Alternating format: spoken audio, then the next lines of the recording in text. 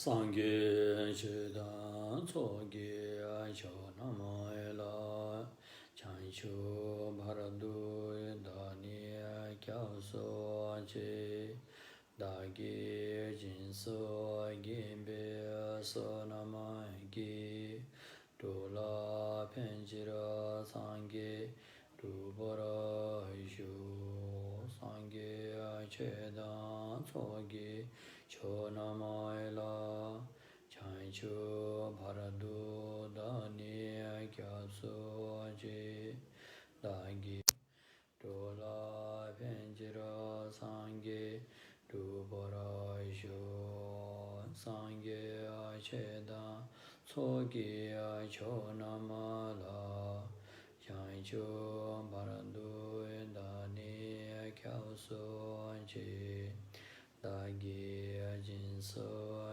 Gimbe Sonamagi Dola Penjira Sangye Dubara Ishu Semje Damje Dewa Dhan Devi Gyudhan Dimbarai Gyuru Je Dungala Dhan Dungala Gi Gyudhan Dalavarai Gyuru Je Dungala Mebe Deva Dhan Mindavarai Gyuru Je Nyeri Chadan Dandavai Tanyam La Nebai Gyuru Je Palden Zawe Lama Rinpoche Dagi Jivura Pime Adin Shune Kadi Chempe Goni Anje Sante Usan Toge Amundu Sandu Soro Saji Apuchi Jushin Ameto Tama Harirava Lingshi Ninde Gyanbadi Sangye Shindu Minte Buluva Iya Tukuna Namda Shindu Choboro Yu Guru Buddha Bodhisattva Sabhadeva Ratna Mandala Buddha Mega Samundra Sparana Samaye Om Semchen Namki Sampadham Lui Cheda Cheta Vara Chechon Tonomoy Tebayi Cheke Korolo Korodu Su Sampurna प्राणीहरुको हितार्थ कल्याण था सम्मा सम्बुद्धिज्ञान प्राप्त गर्ने मनसायको साथमा सद्धम्म देशना सुनिदिन हुन विनम्र अनुरोध गर्दछु। महायान सूत्र अलङ्कारको धम्म देशना अत्यन्तै पाउन दुर्लभ मनुष्य चोला पाएको छ। दर्शन पाउन अत्यन्तै दुर्लभ भगवानको सम्यक मार्गको दर्शन भएको छ। आगमन हुन अत्यन्तै दुर्लभ भगवान बुद्धको आगमन भएको छ। र यस अवसरमा झिनामिना कुरा प्रति समय खेरा नफ्याँकेर जिन्दगी त्यसतर्फ खेरा नफ्याँकेर यस अमूल्य मानव देहलाई सही ढङ्गले सदुपयोग गरेर लानु छ। र यस मानव चोला एउटा समुद्र पार तर्ने पानी जहाज समान छ। यस पानी जहाज रूपी मानव चोलालाई समयमै सदुपयोग गर्नु छ। यदि यसले समयमै सदुपयोग गरेन भनेदेखि भोलि गरे फेरि खोला बाढीले यो पानी जहाजलाई बिचमै नष्ट पार्न पनि सक्छ। त्यसैले बुद्धिमान व्यक्तिले, अक्लमन्द व्यक्तिले बुद्धि पुर्याएर यस मानव चोलालाई समयमै सदुपयोग गर्न सक्यो भने त्यो बुद्धिमान हुनेछ, आफ्नो बुद्धिलाई प्रयोग गरेको हुनेछ। र यस मानव चोलालाई सदुपयोग गर्ने भन्नुको अर्थ कि जीवनमा सद्धर्म साधना गर्नु नै हो। त्योभन्दा ठुलो सदुपयोग के नै हुन सक्ला र? सद्धर्म साधना नै यस्तो सदुपयोग हो जुन यस मानव चोला पानी जहाज बनेर अनादिकालदेखि दर्दनाक यात्रा बिहोर्दै आएको यस भवसागरबाट पार हुन सकिन्छ। यो अत्यन्तै पाउन दुर्लभ मानव चोला तपाईको हातमा अहिले छ। यो यतिकै पाएको होइन रहेछ। हामीले धेरै पुण्य कमाएर र विशेष गरेर शील पालन गरेर नै मानव चोला पाइँदो रहेछ। जसरी शील पालन गर्न कठिन छ त्यसरी नै मानव चोला पाउन त्यत्तिकै कठिन छ। हामीले कुनै बेला राम्रोसँग शील पालन गरेका थियौँ र पो अहिले यो मानव चोला पायौँ।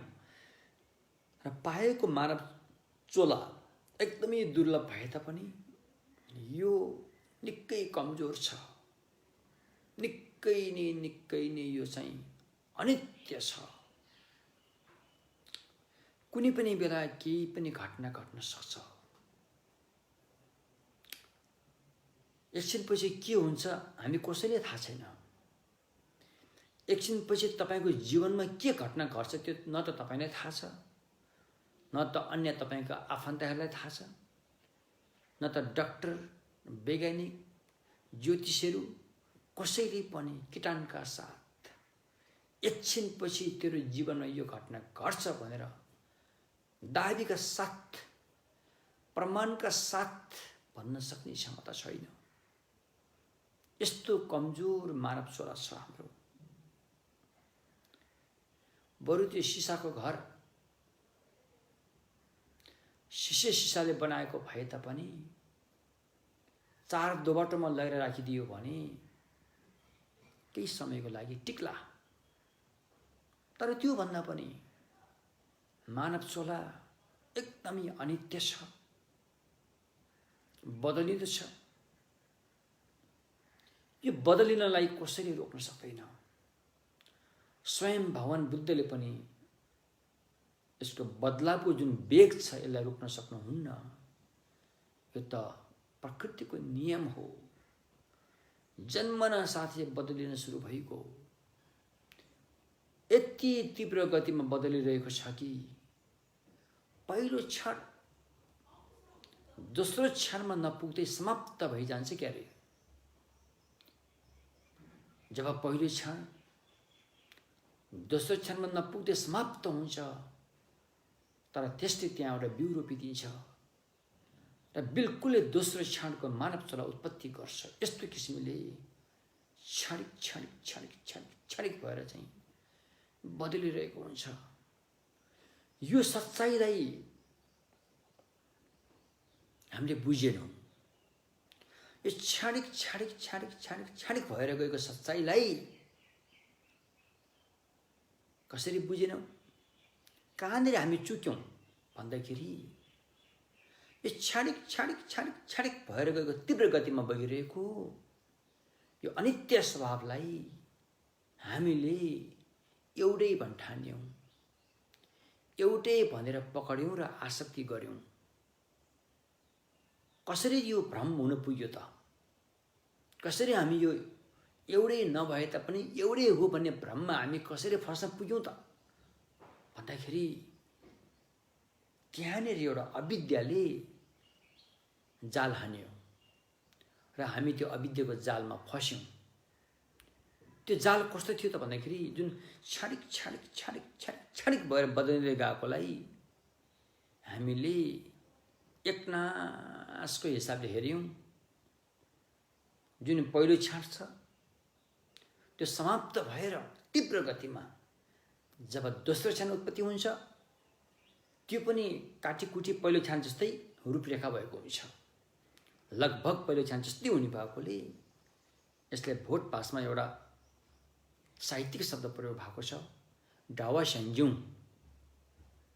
डावा स्यान्ज्युङ भनेपछि पहिलोको छान जस्तै दोस्रो छान पनि पैदा हुँदो र तेस्रो चौथो पाँचौँ छैटौँ सातौँ आठौँ जस्ता छानहरू उति बेला छ्याक भएर तीव्र गतिमा सरल यसरी उत्पत्ति हुँदै गएकोले हाम्रो दिमागले त्यो सच्चाइलाई भेट्न सकेन, हाम्रो सोचले त्यो सच्चाइसँग पुग्न सकेन। जसरी पङ्खा घुम्दाखेरि पङ्खाको तीनटा पखेटा हुन्छ तापनि जब त्यो तीव्र गतिमा घुम्दछ हामी त्यो तीनटा पखेटालाई अलग अलग ढङ्गले हेर्न सक्दैनौँ, बुझ्न सक्दैनौँ र त्यसलाई एकनासको एउटै रिङको रूपमा हेर्न पुगिन्छ। त्यस्तै गरेर यो मानव चोला जुन क्षणिक छ, क्षणमा बदलिरहेको छ, त्यस्तै हाम्रो दिमाग, हाम्रो सोचको क्षमताले त्यो सच्चाइसम्म पुग्न सकेनौँ, किनकि हामी अविद्याको जालमा फस्यौँ। हाम्रो त्यो सच्चाइलाई हेर्ने चित्त कमजोर भयो। जब हामी सच्चाइ हेर्न खोज्छौँ हामी चिप्लिन्छौँ, सच्चाइ हेर्न खोज्छौँ चिप्लिन्छौँ र हामी फेरि कहाँ पुग्छौँ त? अविद्याको जालमा पुग्छौँ। त्यही झुठो, त्यही खोक्रो, त्यही धुर्त्याइ, त्यस्तालाई नै हामी सच्चाइ भनेर चाहिँ स्वीकारेका हुन्छौँ। तर त्यो गलत, टोटली गलत। त्यसकारण अब हामी सच्चाइमा पुग्नु छ, जीवनको क्षणिकतालाई बोध गर्नु छ, जीवनको हर क्षणलाई नजिकबाट जस्ताको तस्तै गरेर हेर्नु छ, हेरेर त्यसलाई बोध गर्नु छ। जब सच्चाइमा हामी पुग्छौँ तब यो अविद्याको जालो तुरुन्तै हट्न थाल्छ। जब त्यो सच्चाइलाई जान्ने ज्ञानको ज्योतिको घाम लाग्छ, ज्ञानको ज्योति, घामको ज्योति, ज्ञानको जुन घामको ज्योति उत्पन्न हुन्छ भने यी जब अविद्याको त्वालोहरू त सत हटेर जानेछन्। तसर्थ भगवान शाक्यमुनि बुद्धले मानव कल्याणको लागि, प्राणीहरूको उद्धारको लागि सद्धम्म देशना किन गर्नुभयो भन्दाखेरि कारण यही नै हो। सबै प्राणीहरू सुख चाहन्छन्, दुःख चाहने यहाँ कोही पनि छैनन्। सबै प्राणीहरू चाहन्छन् सुख, भोगिरहेका छन् दुःख, चाहन्छन् सुख, भोगिरहेका छन् दुःख, फेरि गरिरहेका छन् दुःख पाउने काम। त्यो हालत देखेर दया उत्पन्न हुन्छ, करुणा उत्पन्न हुन्छ र त्यस करुणाबाट प्रेरित भएर अनि भगवान शाक्यमुनिले लोक कल्याणको लागि धम्मचक्र प्रवर्तन गर्नुभयो, धम्म देशमा सुनाउनु भयो।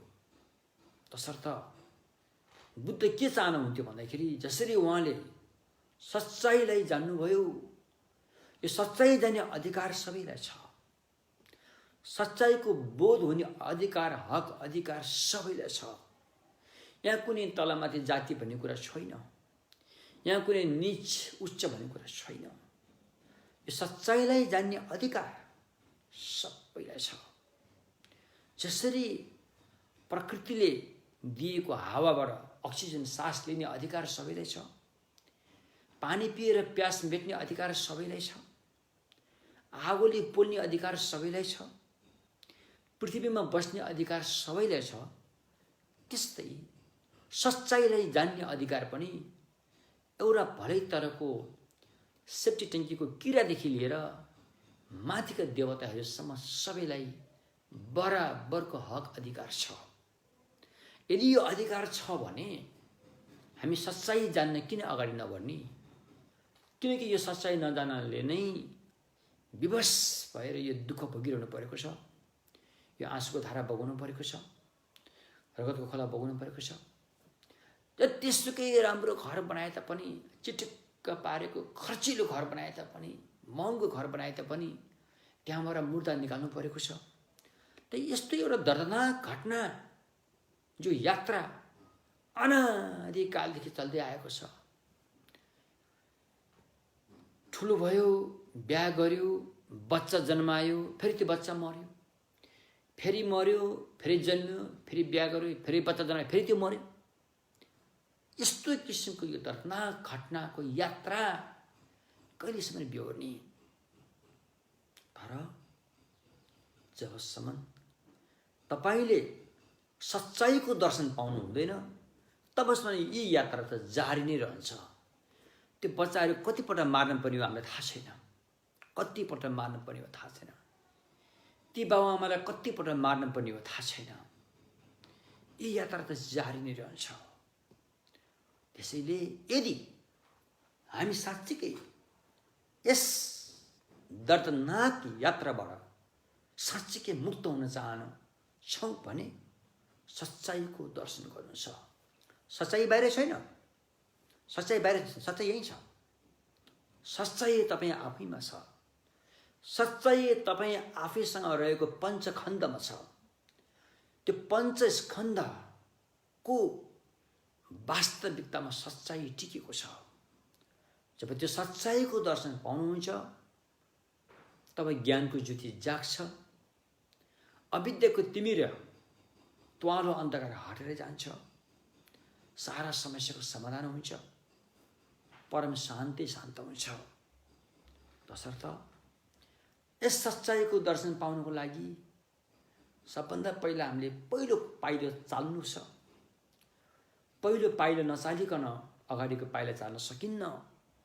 त्यसकारण पाइला चाल्नको सुरुवात तपाईँ आफैले गर्नु छ। अरूले गराएर मात्रै केही हुनेवाला छैन, आफैले गर्नुपर्छ। आफ्नो पाइला आफैले चाल्नुपर्छ। त्यो भनेको कि आफूले पाएको मानव चलालाई कदर गर्नुपर्छ। बुझ्नु भने के? सत्धम्ममा पाइला चाल्नको लागि सर्वप्रथम आफूले पाएको मानव चलालाई कदर गर्नुपर्छ।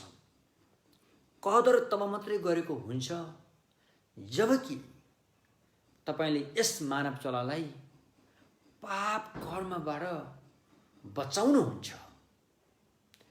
पाप कर्मबाट मुक्त गराउनुहुन्छ। तब मात्रै तपाईले पाएको मानव चला तपाईले कदर गरेको हुनेछ। अन्यथा तपाईको तन मन वचनले हरेक दिन पाप कर्म गरिरह्यो भनेदेखि त्यो कदर गरेको कदाचित हुने छैन। त्यसले तपाईको भविष्य दर्दनाक अन्धकारतर्फ लिएर जानेछ। यसको कुनै लेखाजोखा पनि छैन।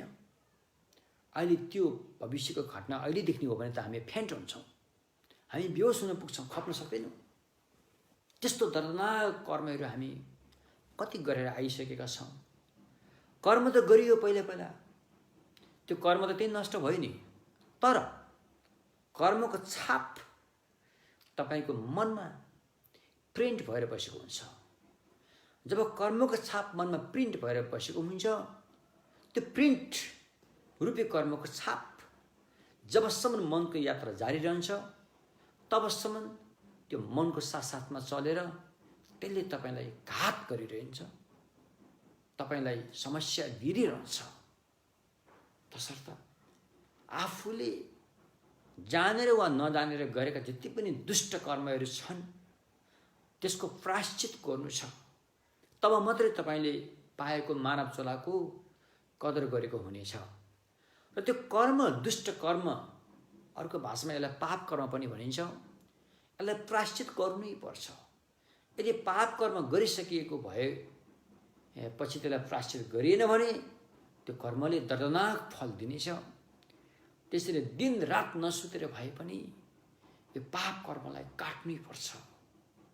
रातभरि गरेको पाप कर्म बिहानै काट्नुपर्छ, बिहान गरेको पाप कर्मलाई दिउँसो काट्नुपर्छ, दिउँसो गरेको पाप कर्मलाई बेलुका काट्नुपर्छ। त्यो पाप कर्मसँग साथमा राखेर तपाईँ सुत्नु हुँदैन। पाप कर्मलाई साथमा लिएर हिँड्नु हुँदैन, पाप कर्मलाई साथमा लिएर बस्न हुँदैन, पाप कर्मलाई साथमा लिएर बोल्नु हुँदैन, पाप कर्मलाई साथमा लिएर केही काम पनि गर्नु हुँदैन। जबसम्म त्यो पाप काटिँदैन, पाप काटिएको विश्वस्त रूपमा तपाईँलाई महसुस हुँदैन, तबसम्म त्यो पापलाई काटिरहनुपर्छ, काट्ने गरेर हटाउनुपर्छ। तब मात्रै हामीले आफूले लिएको यस दुर्लभ चिन्तामणि जस्तो मानव चोलालाई कदर गरेको हुनेछ। तसर्थ आफूले पाएको मानव चोला एकदम दुर्लभ भएको, यसलाई सूत्रहरूमा विभिन्न एङ्गलबाट भगवानले आज्ञा भएको छ।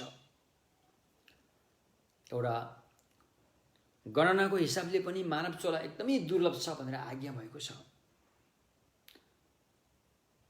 हुन त अहिले मानवको सङ्ख्या पहिलाभन्दा धेरै बढिसकेको छ, तर जतिसुकै मानवको सङ्ख्या बढे तापनि, सङ्ख्यात्मक हिसाबले यो धेरै भए तापनि, तर यसको गणना गर्न सकिन्छ। यो देशमा यति करोड मान्छे छन्, यो देशमा यति करोड मान्छे छन् भनेर यसको गणना गर्न सकिन्छ। गणना गर्न किन सकिन्छ भन्दाखेरि त्यो थोरै छ, एक किसिमले त्यो थोरैको हिसाब भएर नै यसलाई गर्न सकिएको हो। यदि यो धेरै हुँदो हो त यसलाई गर्न सकिन्न। जस्तो कि एउटा बर्खा मासमा पानी पर्छ, वर्षायाममा कुनै एउटा माटोको ढिस्कोलाई खोतलेर हेऱ्यो भनेदेखि त्यहाँभित्र भएका धमिरा किराहरूको गन्ती असङ्ख्य छ। त्यसलाई गनेर गन्न यति सजिलो छैन, किनकि त्यो धेरै भएर हो। धेरै भएर नै त्यसलाई सजिलोसँग गर्न सकिन्न, त्यसको सङ्ख्याको निर्धारण गर्न सकिन्न। तर मानव जाति त्यतिसुकै धेरै भए तापनि यस मानव जातिको सङ्ख्याको निर्धारण गर्न सकिन्छ, किनकि यो त्यसको तुलनामा यो मानव चोला थोरै छ, त्यसैले गर्न सकिन्छ भनेर भगवानले सूत्रमा आज्ञा भयो। अन्य पशु प्राणीको सङ्ख्याको तुलनामा मानव चोला त थोरै मात्रै हो।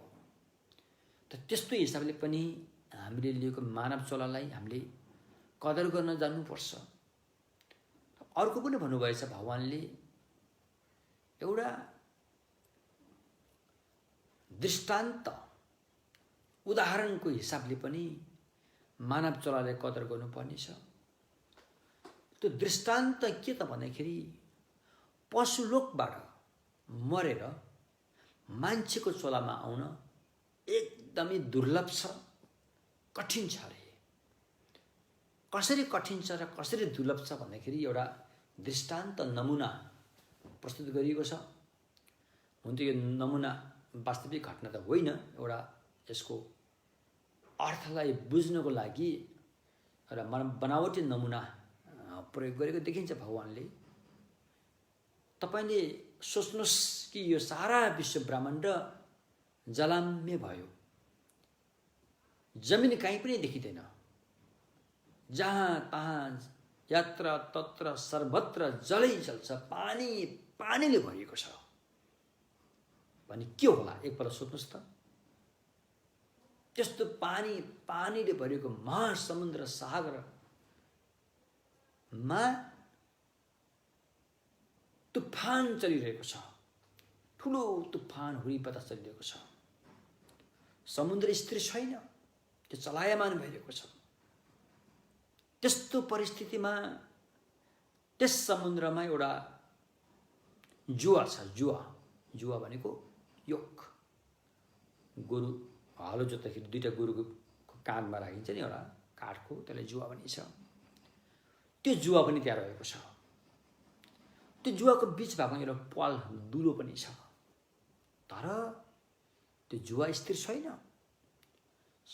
हावा तुफानले गर्दाखेरि समुद्रको वेगले घरि पूर्व, घरि पश्चिम, घरि उत्तर, घरि दक्षिण, घरि माथि उफारिदिन्छ, घरि तल पुर्याइदिन्छ। त्यो जुवा त कता हो, एकछिन पनि एक ठाउँमा स्थिर रहन सकेको छैन। त्यो परिस्थितिमा ठिक्क त्यो समुद्रको भित्र पिँधमा एउटा अन्धो कछुवा पनि त्यहाँ रहेको छ। त्यो कछुवा एकदमै लामो आयु भएको कछुवा हो। त्यो 100 वर्षमा एकपल्ट समुद्री पिँधबाट माथि आएर टुप्लुक्क त्यसको टाउको समुद्र बाहिर निकाल्छ। कहिले? 100 वर्षमा एकपल्ट। त्यो परिस्थितिमा कछुवा अन्धो छ। ऊ जान्दैन कि त्यो जुवा कहाँनिर छ। जुवा स्वयं निर्जीव छ।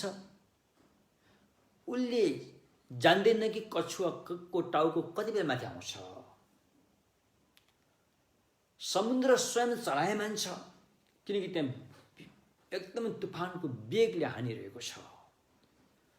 त्यस्तो परिस्थितिमा कथन कदाचित त्यो 100 वर्षमा जब कछुवा टुप्लुक्क समुद्र माथि टाउको निकाल्छ, के त्यसको कछुवाको टाउको त्यो जुवाको पालभित्र पस्न सक्ला कि नसक्ला?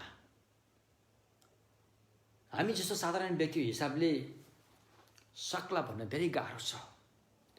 नसक्ला मानि जोड दिन्छ हाम्रो सोचले, किनकि कछुवा अन्धो छ। त्यो पनि सधैँभरि बाहिर निस्किनु भए पनि एकपल्ट जसो तसो होला भनौँ। त्यो त 100 वर्षमा एकपल्ट मात्रै बाहिर निस्किन्छ। लौ ठिक छ, 100 वर्षमै बाहिर निस्केला अरे। जुवा पनि एक ठाउँमा मात्रै बसिरहनु भए पनि त्यहाँ कहिलेकाहीँ पर्न सक्ला भन्थ्यो, त्यो पनि छैन। समुद्रको तुफानको वेगमा जुवा चाहिँ चलायमान छ। त्यस्तो परिस्थितिमा कछुवाको टाउको जुवाको दुलोभित्र पस्ला कि नपस्ला, धेरै दुर्लभ हो यो। तैपनि कहिले काहीँ कथन कदाचित संयोगले त्यो घटना हुन सक्ला सम्म भन्न सकिन्छ। त्यो भन्दा पनि दुर्लभ पशुलोकबाट मान्छेको चोलामा आउन एकदमै गाह्रो छ रे। हेर्नुहोस् है, कुरो बुझ्नुहोस् है, कुरोको चुरो बुझ्नुहोस्। पशुलोकबाट बरु त्यो अन्धो कछुवा 100 वर्षमै निस्के तापनि समुद्रमाथि तैरिरहेको हावाको वेगमा उथल पुथल भएको जुवाको पालमा कथन कदाचित त्यो कछुवाको टाउको पस्न सजिलो होला। बरु त्यो भन्दा पनि एउटा पशुलोकबाट मरेर मान्छेको चोला पाउन धेरै गाह्रो छ अरे। अब यसको धेरै अर्थहरू छ, यहाँ अहिले हामी सबै नभनौँ। त यस्तो किसिमले मान्छेको चोला पाउन गाह्रो छ। र पाएको मान्छेको चोलाले हामीले कसरी कदर गरिन्छ त? यो कुरा बुझ्न नितान्त जरुरी छ। अर्को पनि भगवानले आज्ञा भएको छ, 18वटा लक्षण मानवमा हुन पर्ने 18वटा लक्षण हैन। अब यी सारा कुराहरू छन्। जो होस्, यस्तो दुर्लभ मानव चोला यदि हामीले पाएका छौँ भने यस मानव चोला देवताको चोला भन्दा पनि उच्च कोटिको हुनेछ, उच्च श्रेणीको हुनेछ। किनकि देवताहरूले पनि यस्तो मानव चोला पाएका छैनन्। उनीहरू पाउने आशा गर्दछन्। हामीले पनि त्यस्तो मानव चोला पाए हुन्थ्यो भनेर प्रार्थना गर्दछन्। त्यसकारण शाक्यमुनि भगवानले घोषणा गर्नुभयो कि देवताको चोला भन्दा पनि श्रेष्ठ चोला छ, त्यो हो मानव चोला भन्ने एउटा यहाँ शब्द छ। लावे लाक्वे लुकिने, देवताको चोला भन्दा पनि श्रेष्ठ मानव चोलाबाट नै अनि यो भाव संसारबाट तर्न सकिन्छ, सजिलो हुन्छ अरे। जुन चोला अहिले हामीले पाएका छौँ हैन। यस्तो मानव चोला पाइसकेपछि अब यो मानव चोलाले के हामीले यसलाई दुरुपयोग गर्न ठिक होला त? दिनदिनै पाप गरेर यस मानव चोलाले एउटा सीमित कुरामा प्रयोग गरेर टुङ्ग्याउनु सही होला त? यदि त्यसो तपाईले गर्नुभएको छ भने त्यो त सुनको थाललाई कोपरा बनाएर प्रयोग गरे सर नै हुनेछ। त्यो उचित होइन। सुनको आफ्नो स्थान छ, उसले त्यही ढङ्गले प्रयोग गर्नु छ। तर मूर्खले त्यसलाई कोपरा बनाएर प्रयोग गर्यो भनेदेखि त्यसको भ्यालु, त्यसको एउटा चाहिँ कदर गरेको मानिँदैन। तसर्थ यस मानव चोलालाई सदुपयोग गर्नको लागि सबभन्दा राम्रो भनेको सद्धम्म साधना गर्नु हो। र सद्धम्म साधना गर्नको लागि हामीले पाएको मानव चोला स्वस्थ मानव चोला हुन जरुरी छ। यसलाई स्वस्थ राख्न जरुरी छ, किनकि अस्वस्थ मानव चोला अधिकांश भोजनबाट हुन्छ। भोजनको मात्रा नजान्नाले, जे पाए त्यही भोजन खानाले, जे पाए त्यही मद्यपान गर्नाले नै यस मानव चोला अस्वस्थ हुन पुग्छ र त्यसले फेरि अर्को समस्या पैदा गर्छ। त्यसकारण मानव चोलालाई स्वस्थ राख्न नितान्त जरुरी छ। यसको लागि भोजन कसरी प्रयोग गर्ने भन्ने कुरामा ध्यान दिन नितान्तै जरुरी छ। र यसको साथसाथमा मानसिक तौरले स्वस्थ मन हुन पनि जरुरी छ। त्यसकारण स्वस्थ मन, स्वस्थ शरीर भएपछि अब यस्तो स्वस्थ मानव चोलाबाट नै हामीले स्वस्थ सम्यक धर्म गर्न सक्यौँ भनेदेखि भवसागरबाट पार लागिन्छ। यो अवसर अहिले हामीले हाम्रो हातमा पाएका छौँ, यसलाई गुमाउनु भएन। यदि यसलाई तपाईँले गुमाउनु भयो भनेदेखि एउटा झिनामिना कुरामै सीमित राखेर यस मानव चोलालाई टुङ्ग्याउने खालको सोच लिनुभएको छ भनेदेखि त्यो तपाईँले आफैलाई नै धोका दिएको हुनेछ। बुझ्नुभयो? तसर्थ यस्तो दुर्लभ मानव चोला, यस्तो महत्त्वपूर्ण चिन्तामणि भन्दा पनि उच्च श्रेणीको यस मानव चोलालाई सदुपयोग गर्नुको लागि सद्धर्म अभ्यास गर्नु छ। सद्धर्म अभ्यास गर्नुको लागि सही संगत गर्नु छ।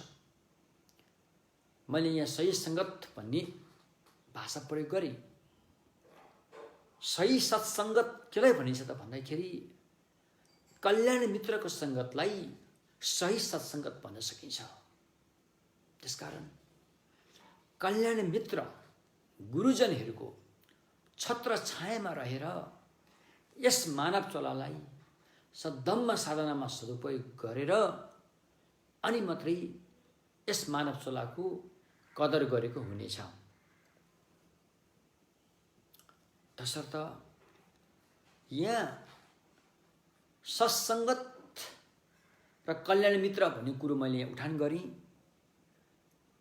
सत्सङ्गत हुने कल्याण मित्रलाई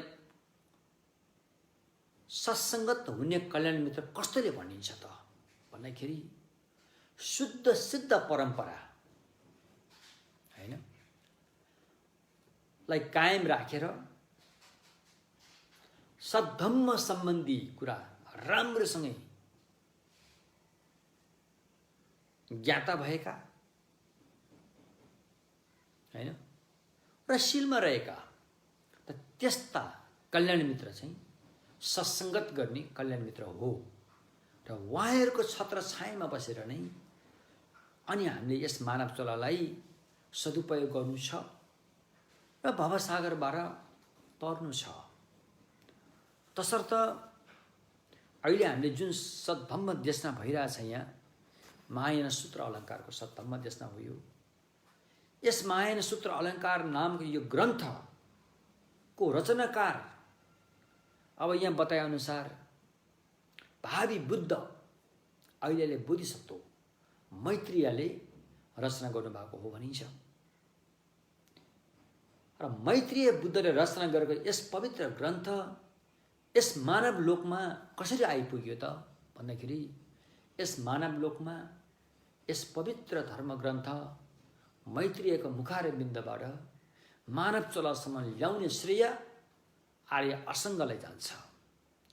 आर्य असङ्ग उहाँ को हुनुहुन्थ्यो? उहाँ सायद मलाई जहाँसम्म लाग्छ 6औं शताब्दी 7औं शताब्दी हाराहारी होला जस्तो मलाई लाग्छ। उहाँको जन्म हाल पाकिस्तान अन्तर्गत पर्ने पेशावर, अहिलेको नयाँ नाम पेशावर, पुरानो नाम पुरुषपुर भन्ने ठाउँमा एकजना भिक्षुनीको कोखबाट उहाँको जन्म भयो। त्यो भिक्षुनीको नाम थियो प्रकाशशील। तपाईलाई अचम्म लाग्ला, भिक्षुनीले काहीँ बच्चा जन्माउँछ भन्ने लाग्ला। वास्तवमा भिक्षुनीहरूले बच्चा जन्माउने कुरा त हुँदैन। उहाँहरू त ब्रह्मचारी हुनुहुन्छ, वैवाहिक जीवन त होइन। अनि कसरी उहाँको कोखबाट बच्चा जन्मियो? प्रकाशशील नाम गरेको भिक्षुनीको कोखबाट आर्य असङ्गको जन्म कसरी भयो होला? यो एउटा एकदमै खुल्दुलीको विषय हुनसक्छ। यसमा एउटा किस्सा जोडिएको छ। भगवानको सद्धर्म, सम्यक धर्म जब मानव कल्याणको लागि यस पृथ्वीमा आयो, यस सद्धर्ममा धेरैपल्ट आपत विपत आइपर्यो र सद्धर्म नष्ट हुनेतर्फ धेरै पटक यो घटनाहरू भयो। त्यसमध्ये यस सद्धर्मसँग सम्बन्धित अभिधर्म ज्ञान जो छ, यो चाहिँ धेरै गाह्रो समस्यामा परेको बेला हो। यो त्यति बेला एकजना भिक्षुनी, उहाँको नाम प्रकाशशील भनिन्छ, भोट भाषामा सलवै छुल्टिम भनिन्छ। प्रकाशशील नाम गरेकी भिक्षुनीले यस सद्धर्मलाई पुनरुत्थान गर्ने प्रण लिनुभयो, प्रतिज्ञा लिनुभयो। यसको लागि भलै उहाँले आफ्नो शील तोड्न परे पनि तोडिन्छ, तर म यो सद्धर्मलाई अन्त हुन दिनेवाला छैन। यसको म उत्थान गरेरै छोड्छु, यसलाई पुनर्जागरण गरेरै छोड्छु भन्ने अठोट प्रण, अटल प्रतिज्ञा लिनुभयो। तर गर्ने कसरी? उहाँ आफू स्वयंमा त यस्तो खालको दिमाग, प्रज्ञा, ज्ञान त थिएन। आफूले यसलाई अध्ययन गरेर, अभ्यास गरेर यसको उठान गर्न त यति सजिलो पनि थिएन, किनकि अभिधम्म जस्तो गहन विषयलाई उठान गर्न यति सजिलो थिएन। तर उहाँले सोच्नुभयो, यदि मैले नसके तापनि मेरो कोखबाट यस्ता होनहार बच्चाको जन्म भइदियो भनेदेखि ती बच्चाले यस सद्धर्मको उत्थान गर्नेछन्, पुनर्जागरण गर्नेछन् भन्ने सोच उहाँमा आयो। र उहाँले आफ्नो भिक्षुनीको शीललाई त्यागेर अनि विवाह गर्नुभयो। त विवाह गरेर उहाँबाट 2टा सन्तान हुन्छन्। एउटाको नाम आर्य असङ्ग जेठो, कान्छोको नाम आचार्य वसुबन्धु। यी 2 भाइ हुन्। यिनी 2 भाइले निम्न लागेको अभिधर्म ज्ञानको ज्योतिलाई पुनर्जगाए।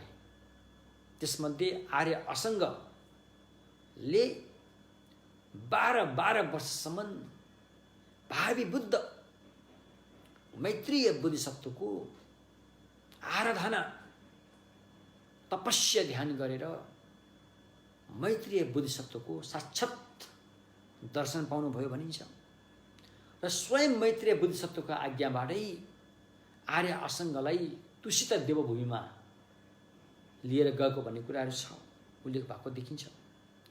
र त्यहाँ उहाँ केही समय बिताएर यस महायान सूत्र अलङ्कार लगायत 5 मैत्रेय धम्म ग्रन्थहरूलाई लिएर यस मानव जगतमा प्रसारमा ल्याएको भन्ने कुराहरू चाहिँ छ। त्यसरी यो अहिले हामीले जुन अध्ययन गर्न गइरहेको महायान सूत्र अलङ्कार पनि यो ग्रन्थ त के हो, यो कसले रचना गरेर कसरी मानव लोकमा आयो, जुन अहिले हामीले यसलाई अध्ययन गर्न सकेका छौँ, अवसर पाएका छौँ भन्दाखेरि घटना यस्तो हो। त्यसकारण हामी आफूलाई गर्व गर्नुपर्छ। हामी आफूलाई सौभाग्यवान ठान्नुपर्छ, किनकि हामीले यस्तो दुर्लभ पवित्र धर्म ग्रन्थ जुन 10औं भूमिमा अवस्थित भएका स्वयं बोधिसत्व मैत्रेयले रचना गर्नुभएकोलाई हामीले अहिले अध्यापन गर्ने अवसर पाएका छौँ। हाम्रो चोला धन्य छ, हाम्रो जीवन धन्य छ। यो अवसर यतिकै पाएको होइन।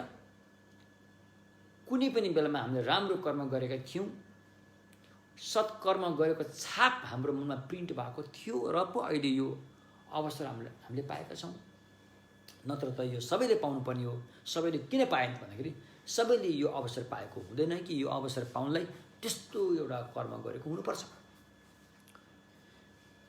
एवं प्रकारले अहिले हामी यस 21औं अध्याय परिच्छेद च्याप्टर भएको ग्रन्थ हो महायान सूत्र अलङ्कार। यस महायान सूत्र अलङ्कार ग्रन्थले सारा महायानसँग सम्बन्धित सूत्र, चाहे त्यो न्यायार्थ होस् चाहे त्यो नितार्थ होस्, दुवै सूत्रको चाहिँ व्याख्यान गरिएको छ।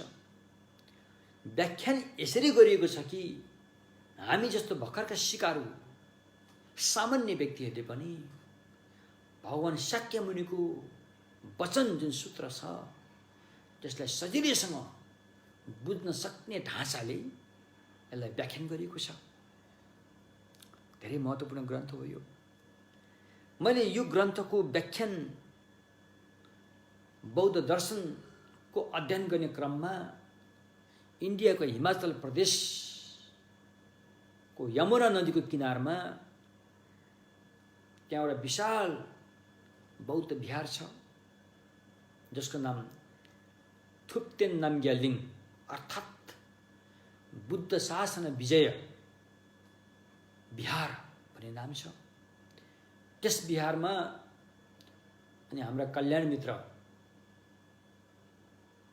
मञ्जु प्रज्ञा उपाध्याय, मञ्जु प्रज्ञा, जामिया शरफ मञ्जु घोष प्रज्ञाबाट मैले यो महायान सूत्र अलङ्कारको चाहिँ आगम भनौँ कि यसको परम्परा लिने, सुन्ने, अध्ययन गर्ने अवसर पाएको थिएँ र जुन आज मैले तपाईहरु समक्ष र मैले तपाईलाई पढाएको हिसाबले होइन कि मेरो आफ्नो बुझाइ, म जस्तो एउटा सामान्य व्यक्तिले यत्र अब 10औं भूमिमा पुगेका अब आर्य बोधिसत्व मैत्रेयको ग्रन्थलाई व्याख्या गर्ने, अर्थ्याउने भन्ने कुरा त चम्किलो घामको अगाडि जुनकिरीले घामको बारेमा वर्णन गरे जस्तै हुन्छ। त्यो सम्भव पनि छैन। तैपनि नभए तापनि जसरी आकाशमा उड्ने पन्छी चराचुरुङ्गीका बच्चाहरू सुरुमा आमाको गुणमा बसिरहेको हुन्छ, आमाले बनाएको गुणमा बस्छ, उसको पखेटा उड्न सक्ने क्षमता भएको हुँदैन तापनि आफ्नो आमा गुणबाट उडेर गएको देखेर ऊ पनि उड्नु लागि भनेर यसो पखेटा यताउता गर्छ, हल्लाउँछ। त्यस्तै मात्रै हो हामीले पनि यस ग्रन्थको गहिराई र यसको उदारतालाई समेटेर सबै भन्न सक्ने अवस्था क्षमता छैन। त्यो अवस्था पाउनलाई धेरै मेहनत गर्नुपर्छ। तैपनि समुद्रको एक थोपाको पनि आधी थोपा भने पनि हुन्छ, त्यसो पनि आधी भने पनि हुन्छ, अझै घटायो भने। त्यो जुन अलिअलि रूपरेखा हामीले बुझ्ने कोसिस गऱ्यौँ, त्यसलाई अनि हाम्रा धर्ममित्रहरू, धर्मबन्धुहरूलाई यसो मेरो बुझाइ यस्तो छ है भनेर तपाईहरुको अगाडि मैले पस्केको मात्रै हो, त्योभन्दा बढी पनि केही पनि गरेको छैन। तसर्थ अहिले हामी यस महायान सूत्र अलङ्कारको लगभग अन्तिम चरण नै भनौँ न, अब 21औं मा पुग्नुभन्दा पहिला 20औं अध्यायमा आइसकेका छौँ। 20औं अध्यायको पनि अन्तिममा आइसकेका छौँ र यस अध्यायले अहिले हामी कहाँ छौँ त भन्दाखेरि चाहिँ विशेष गरेर अनि यस मार्गमा अभ्यास गर्ने साधक साधिकालाई के भनिन्छ त भन्दाखेरि उनीहरूलाई बोधिसत्व भनिन्छ अरे। यस मार्गमा अभ्यास गर्ने चाहे त्यो साधक होस् वा साधिका होस्, उनीहरूलाई के भनिन्छ त? बोधिसत्व भनिन्छ। बोधिसत्व किन भनिन्छ त भन्दाखेरि यस मार्गमा अभ्यास गर्ने साधक साधिकाको पुग्ने लक्ष्य भनौँ कि बिन्दु भनौँ कि त्यो सम्मासम बुद्ध भूमि हो।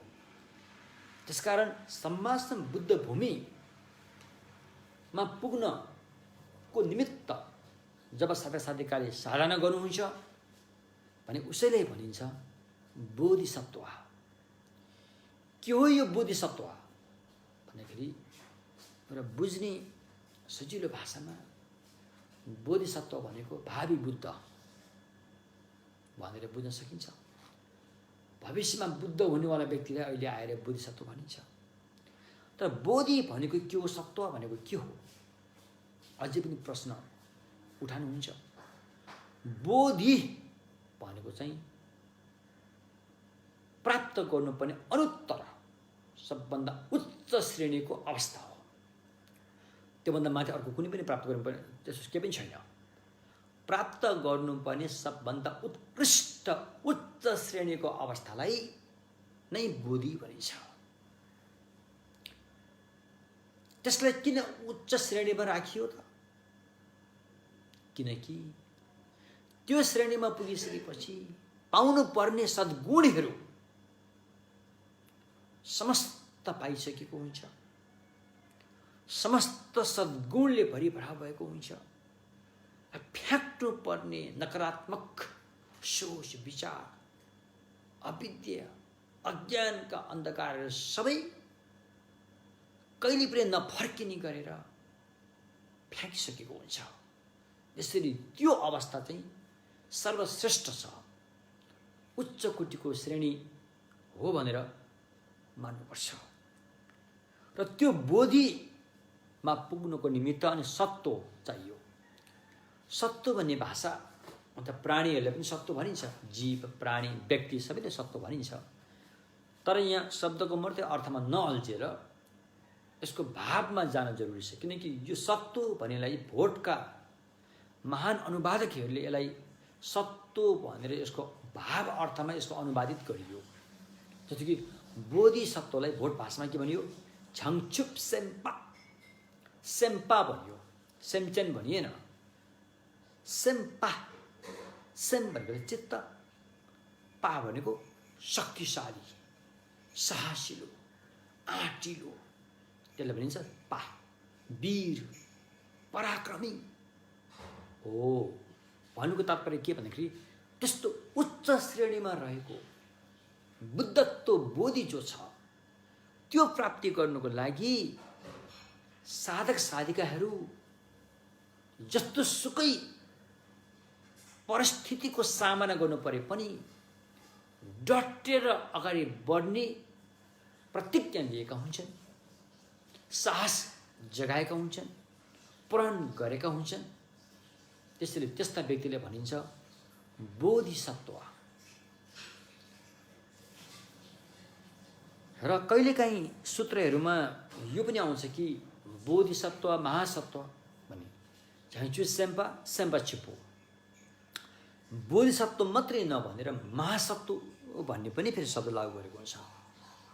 अब बोधिसत्व भएर पनि फेरि त्यहाँ महासत्व कसरी हुन्छ त भन्दाखेरि बोधिसत्व र महासत्वको बारेमा भन्नुपर्दाखेरि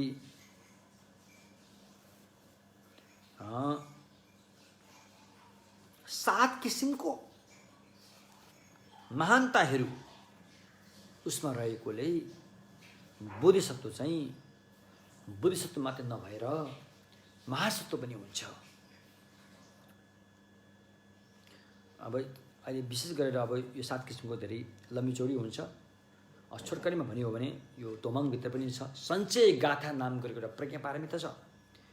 त्यसमा बोधिसत्वलाई महासत्व भनेर किन पुकारिन्छ त भन्ने एउटा प्रश्न उठान सोही ग्रन्थमा गरिएको छ र प्रश्न उठान पनि त्यहीँ गरेको छ र उत्तर पनि त्यहीँ दिएको छ। किनकि उहाँहरूलाई महासत्व भनिन्छ, किनकि उहाँहरू पवित्र माया दयालाई प्रयोग गरेर लोकमा रहेको अपवित्र आसक्तिसँग मिसमास भएका लोभ, राग, लालचहरूलाई हटाउन सक्छन्। त्यसैले उहाँले भन्यो बोधिसत्व महासत्व। एक किसिमले बोधिसत्व भनेको चाहिँ पवित्र माया दयालाई प्रयोग गरेर अपवित्र राग, लोभ, लालचहरूलाई हटाउने भएकोले बोधिसत्व भन्ने नाम प्राप्त हुन्छ। किन फेरि महासत्व भनियो भने महासत्व पनि हो, किनकि बृहत धेरै धेरै धेरै बृहत प्राणीहरूको जमातहरूमध्ये उहाँ श्रेष्ठ हुनुभएकोले महासत्व, सत्व प्राणीहरूमध्ये उहाँ श्रेष्ठ हुनुभएकोले उहाँलाई महासत्व पनि भनिन्छ। र ती महासत्वले प्राणीहरूमा रहेको कुदृष्टि जस्ता घना कुदृष्टिहरूलाई निर्मूल पार्दछन्। त्यसैले पनि उहाँलाई महासत्व भनिन्छ, हैन? एवं प्रकारले अब बोधिसत्व र महासत्व भन्ने अर्थ यस्तो हो। र यदि तपाईँले पनि आफ्नो हृदयमा बोधिचित्त उत्पन्न गरेर बोधिसत्वको सम्भारशील लिनुभएको छ भने तपाईँ पनि बोधिसत्व हुनुहुन्छ, हैन? जसरी अहिले भर्खर हामीले यहाँ एउटा पाठ गऱ्यौँ नि, साङ्गे छोदाङ भनेर। यो साङ्गे छोदाङ प्रार्थनाको सही ढङ्गले अर्थ बुझेर 3 पटकसम्म पाठ गरेको छ भने तेस्रो पटकको अन्तिममा डोला फ्यान्चेर साङ्गे डुपर सोक भन्दाखेरि चाहिँ तपाईँमा बोधिचित्त उत्पाद भइसकेको हुन्छ, तपाईँमा बोधिसत्वको शील प्राप्त भइसकेको हुन्छ र तपाईँ भगवान बुद्धको वंश धारण गर्ने बुद्धका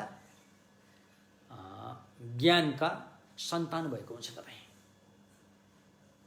त्यसलाई भनिन्छ बोधिसत्व र भावी बुद्ध पनि हुनुहुन्छ तपाईँ। भविष्यमा गएर बुद्ध हुनेवाला व्यक्ति हुनुहुन्छ, हैन? भविष्यमा गएर बुद्ध हुने भएकोले उसलाई चाहिँ बुद्धको वंश धारण गर्ने सन्तान भनिन्छ। एवं प्रकारले जब त्यो बोधिसत्वले आफ्नो अभ्यासलाई अगाडि तीव्र गतिमा बढाउँदै लान्छ तब उसले धेरै धेरैको मद्दत गर्न सफल भएको हुन्छ र उसलाई भनिन्छ महासत्व। अरूभन्दा फरक किसिमको व्यक्ति भएकोले उसलाई भनिन्छ, उसलाई सत्व मात्रै नभनेर महासत्व पनि भनिन्छ। हुन त नमोबुद्ध भगवान, नमुरा भगवान नमोबुद्धमा जुन बोधिसत्वले बाघिनी भोकाएकोलाई आफ्नो ज्यान जीवनै दान दिनुभयो, उसको ज्यान बचाउनको लागि उहाँको नाम पनि महासत्व नै थियो। नाम यस्तो महासत्व नाम भएको पनि हुन्छ। र जब बोधिसत्वको अभ्यास चरणबद्ध हुँदै माथि माथि विकसित हुँदै जान्छ तब उसलाई के भनिन्छ त बोधिसत्व मात्रै नभनेर बोधिसत्व अनि महासत्व पनि भनिन्छ। र त्यस्ता महान व्यक्तिहरू अझै पनि पृथ्वीमा जीवितै छन्। उहाँहरूलाई भनिन्छ कल्याण मित्र। उहाँहरूको सत्सङ्गत, उहाँहरूको छत्रछायामा हामीले रहन पायौँ भनेदेखि हाम्रो यो अनादिकालदेखि दर्दनाक यात्रा जो छ त्यो टुङ्गिनेछ र सुखद यात्राको ढोका खुल्नेछ। त्यसैले कल्याण मित्रको छत्रछायामा रहनु भन्ने एउटा कारण यो पनि हो।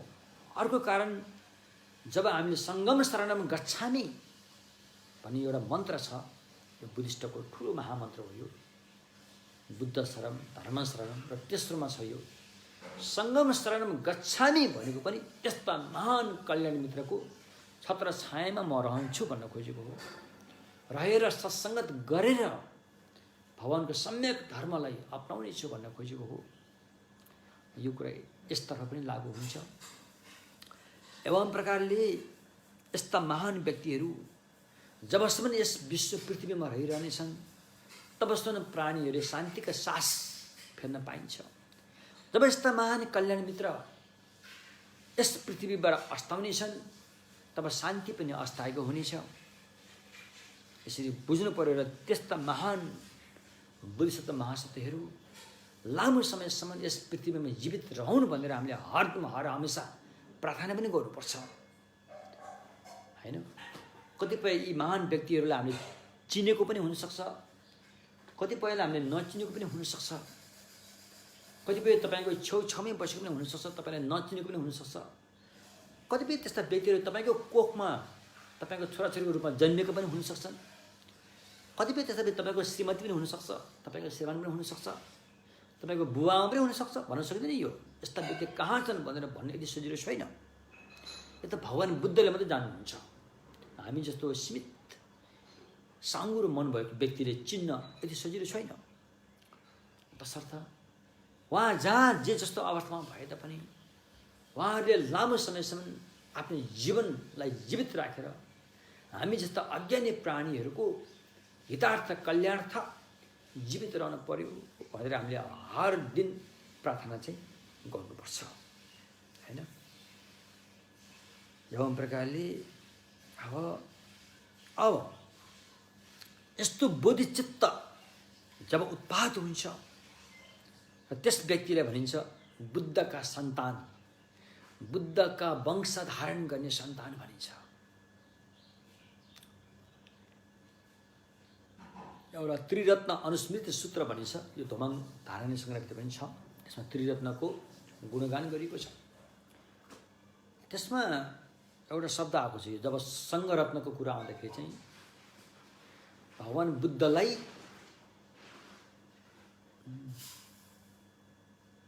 होइन, बुद्ध रत्नको गुणगान गर्दाखेरि बुद्धलाई त्यहाँ एउटा भाषा प्रयोग भएको छ। भगवान् बुद्ध चाहिँ श्रावक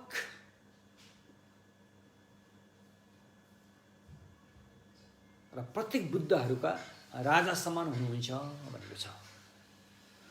बोधिसत्वको चाहिँ पिता समान हुनुहुन्छ भनेको छ। यहाँ हेर्नुहोस् है, अब श्रावक र प्रत्येक बुद्धका चाहिँ भगवान् बुद्ध राजा समान हुन्, राजाको हिसाबले राखिएको छ भने बोधिसत्वको लागि चाहिँ भगवान् बुद्ध पिता समान हुनुहुन्छ भनेको छ। किनकि बोधिसत्वले नै बुद्धको वंश धारण गर्न सक्ने भएकोले अनि बुद्धलाई बोधिसत्वको पिता भनिएको हो।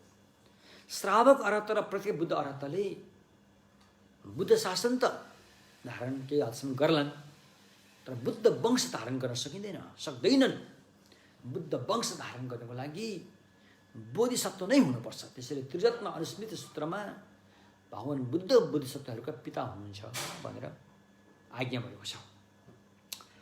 र जब बुद्ध चाहिँ बोधिसत्वका पिता भएपछि ती बोधिसत्व चाहिँ भगवान् बुद्धका के भयो त? सन्तान भए, बुद्धका ज्ञानका सन्तान भए।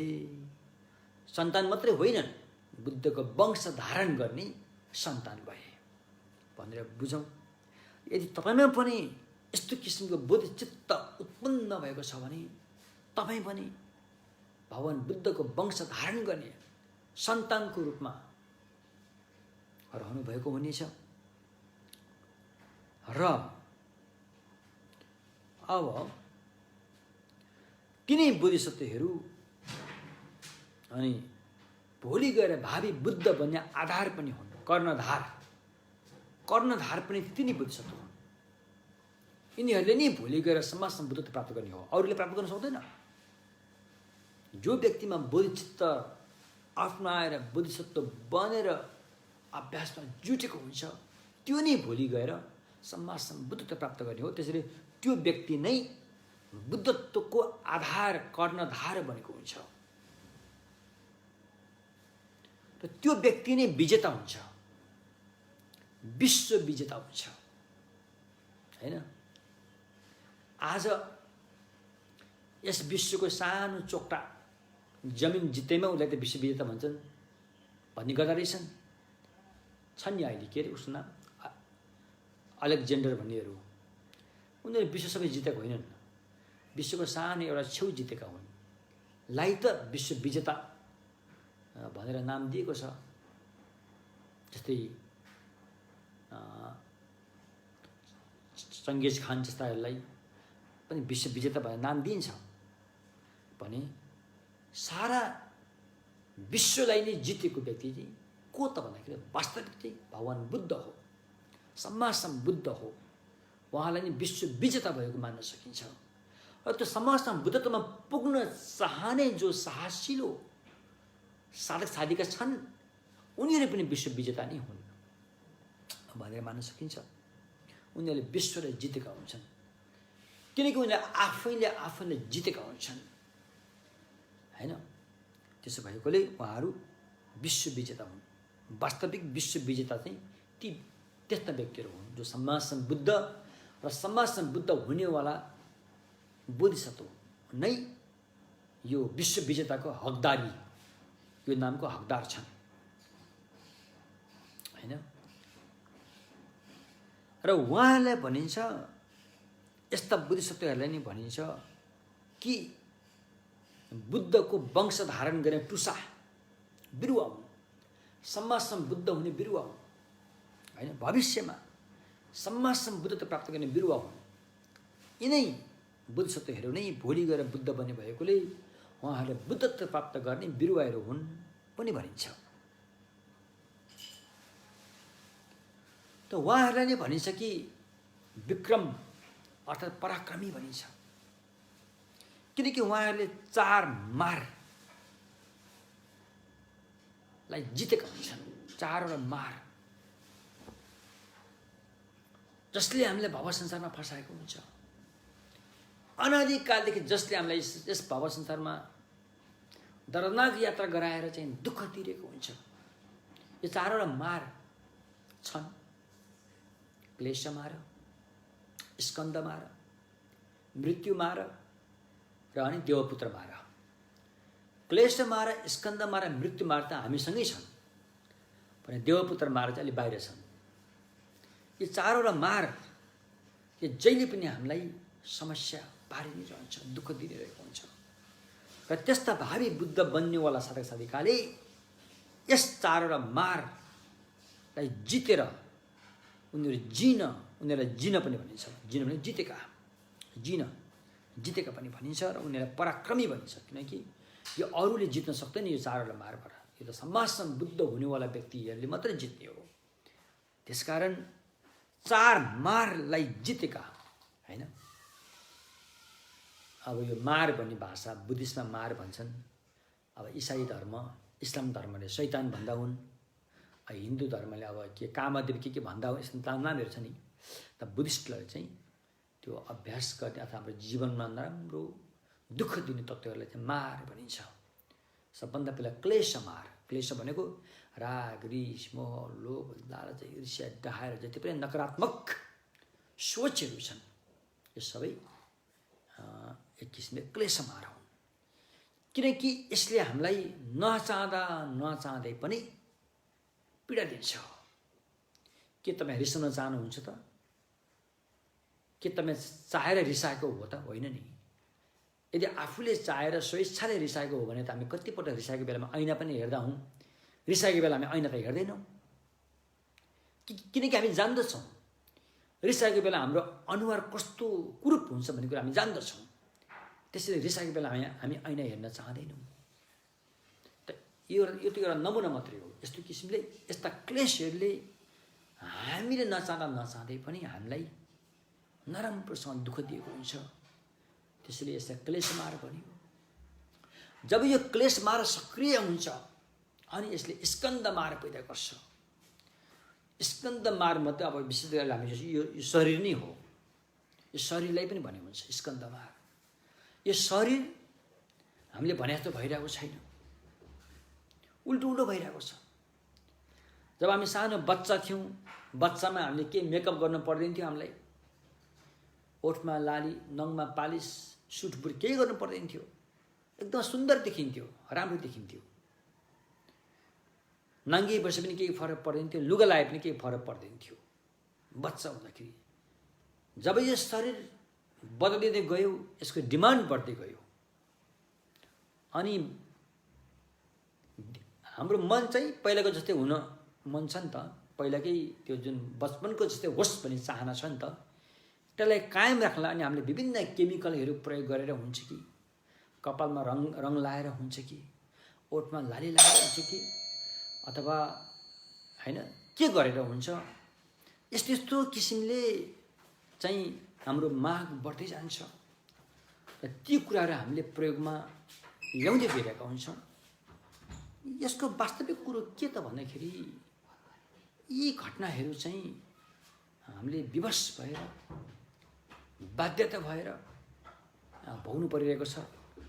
भन्नुको तात्पर्य हाम्रो शरीर जो छ यो हामीले भने जस्तो भइरहेको छैन, यो उल्टो हुँदै गइरहेको छ। यसरी यो एउटा मार हो, यसलाई भनिन्छ स्कन्द मार। त्यसपछि गएर अर्को मार छ एउटा मृत्यु मार। जब स्कन्द मारले उग्र रूप लिन्छ, त्यहाँबाट मृत्यु मार आउँछ र मृत्यु मारले यो स्कन्दलाई खत्तम पारिन्छ, प्राणलाई खत्तम पारिन्छ र मृत्यु हुन्छ। नचाहँदै पनि हामी मर्न विवश छौँ, हामी मर्नुपर्ने छ। त्यही नै हो मृत्यु मार। र त्यसपछि गएर चौथो मार चाहिँ देवपुत्र मार। देवपुत्र मार चाहिँ एउटा देवताको नाम हो। यी देवताहरू भनेको चाहिँ कतिपय देवताहरू मान्छेलाई मन पर्दैन रे, उनीहरू मान्छेको भलो चाहँदैनन् रे। ती देवताहरू कस्तो हुन्छन् भनेदेखि जब मान्छेले धर्म अभ्यास गर्यो, साधना गर्यो भने ऊ खुसी हुँदैन। ओहो यो धर्म अभ्यास गरेर त यो तर्छ होला, यो पछि आएर चाहिँ मेरो अधिकार हडप्छ होला भनिन् जस्ता सोच विचार भएका हुन्छन् रे। त्यसकारण देवताहरूले मान्छेको भलो चाहन्छ भने चाहिँ गाह्रो छ। हुन त हामी देवताहरूलाई पूजा गर्छौँ, यो ईश्वर ऊ ईश्वर भने भनौँला, तर देवताहरूले मान्छेको हित गर्छ भन्नु चाहिँ गाह्रो छ। किनकि देवताहरू के चाहन्छन् भन्दाखेरि देवताहरू चाहिँ मान्छे जहिले पनि देवदास भएर रहोस्, देवताको दास भएर बसोस् र हामी देवताहरूको सेवा गरेर बसौँ। यिनीहरू कहिले पनि नतरुन्। यी मान्छेहरूलाई अलिअलि वरदान पनि दिने, त्यो वरदानबाट अलि माथि उठ्न थाल्यो भने त श्राप दिएर फेरि पहिलाको ठाउँमा पुर्याउने जस्ता खालका व्यवहार हुन्छ देवताहरूमा। त्यसकारण देवताहरूले मान्छेको भलो चाहन्छ भन्नु चाहिँ धेरै गाह्रो छ। त्यसो भएकोले यति मात्रै होइन, जब मान्छे कुनै एउटा व्यक्ति सद्धम्म साधना गरेर भव संसारबाट तर्न चाहन्छ, सम्मासन बुद्ध भूमिमा पुग्न चाहन्छ, त्यति बेला ती देवताहरूले हरदम उसलाई बाधा गर्न आउँछन्, बिथोल्न आउँछन्। तपाईँले शाक्यमुनि बुद्धको जीवनी पढ्नु भएको छ भने तपाईँले जान्नुहुन्छ। भोलि बिहान ऐतिहासिक बुद्धको कुरा गर्दाखेरि भोलि बिहान वैशाख पूर्णिमामा बुद्ध हुनेवाला छ र अघिल्लो दिन रातको प्रहरमा त्यो देवपुत्र मारले आफ्नो सक्तो बल प्रयोग गरेर त्यहाँ बाधा गर्यो, बाधा अड्चन ल्यायो। उसले बाधा यसरी छल गर्यो कि दुई किसिमका सेनाहरू तयार पार्यो। एउटा चाहिँ रिस जाग्ने सेना तयार पार्यो, अर्को चाहिँ लोभ जाग्ने सेना तयार पार्यो। रिस जाग्ने चाहिँ विभिन्न कुरूपहरू बनाएर, भयानक रूपहरू देखाएर मार काट हान भन्ने जस्ता शब्द प्रयोग गरेर चाहिँ बुद्धको अगाडि प्रस्तुत भयो भने अर्को चाहिँ लोभ जाग्ने ढङ्गले विचार यिनी त बुद्ध हुने हुन् नि, यिनीहरूलाई नोक्सान पुर्याउनु हुन्न, यिनीलाई हामीले सेवा गर्नुपर्छ भनेर अहिले माया गरे जस्तो गर्ने, त्यो पनि मारै हो। यसरी दुईटा सेनाको रूपमा प्रस्तुत भयो। एकतर्फ माया गर्ने जस्तो नाटक गरिरहेको छ, अर्कोतर्फ भयानक रिस पैदा हुने नाटक गरिरहेको छ। भगवान बुद्ध त्यो बिचमा न डगमगाइकन मैत्री भावमा रहेर त्यो मारलाई त्यसको प्रहारलाई परास्त गर्नुभयो हैन। त्यसकारण यस्ता देवपुत्रहरू चाहिँ कतिपय चाहिँ मान्छेको हित चाहँदैन र विशेष गरेर यो कामधातु बौद्ध धर्म अन्तर्गत कामधातुमा 6वटा देवलोक छ।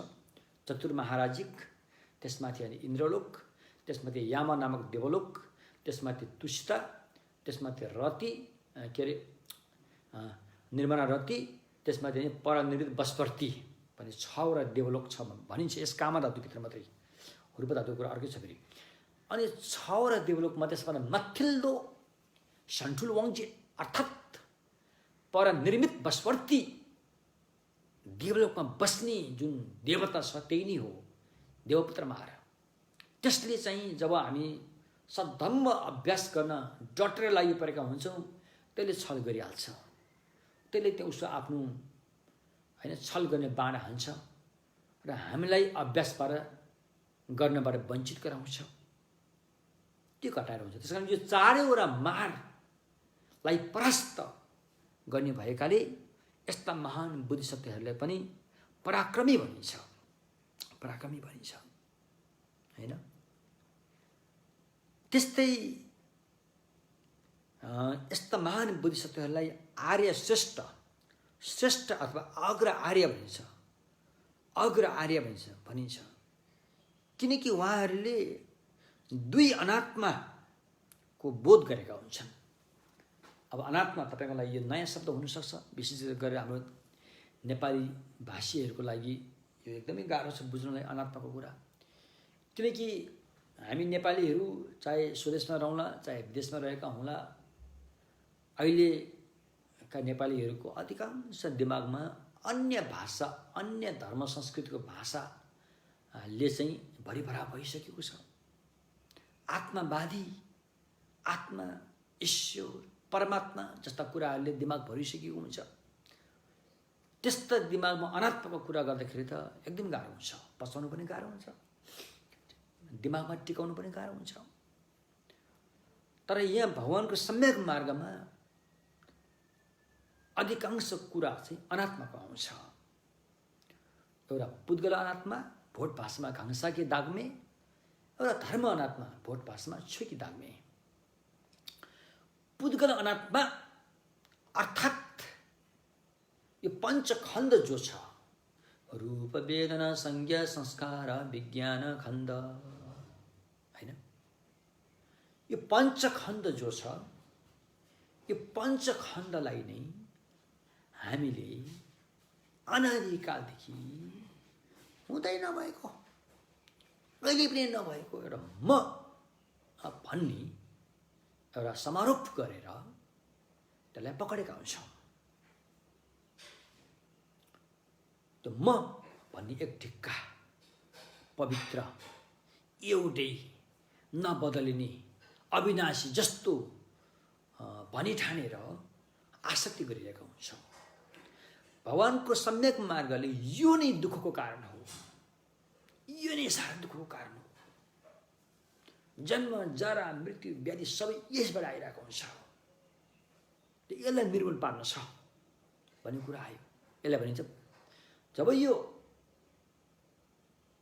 पुद्गल आत्मग्राह म भन्ने जुन आसक्ति जो छ, यसको भगवानको सम्यक दृष्टिले चिरोफारो गर्छ। यसको अपरेसन हुन्छ। के को? पञ्चखण्डमा कहाँ रहेछ यो म भनेर पञ्चखण्डको चिरोफारो हुन्छ। हुँदाखेरि त्यस्तो म भन्ने कुनै पनि प्रमाणले प्रमाणित गर्न सक्दैन। त्यस्तो ठोस प्रमाणले प्रमाणित गर्न सक्दैन।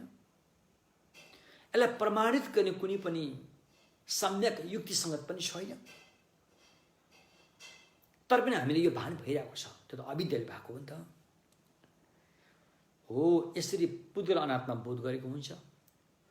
अब धर्म अनात्मा, यो फेरि अलिकति गहिरो विषय आयो। फेरि यो पुद्गल अनात्मा त श्रावक ज्ञान, महायान, वज्रयान सबैले प्रयोग गर्ने हो यो। तर धर्म अनात्मा चाहिँ महायानको छुट्टै एउटा हो। धर्म अनात्मा जुन पुद्गल अनात्माकै आधार बनेको यो पञ्चखण्ड जो छ, स्वयं यो पञ्चखण्ड पनि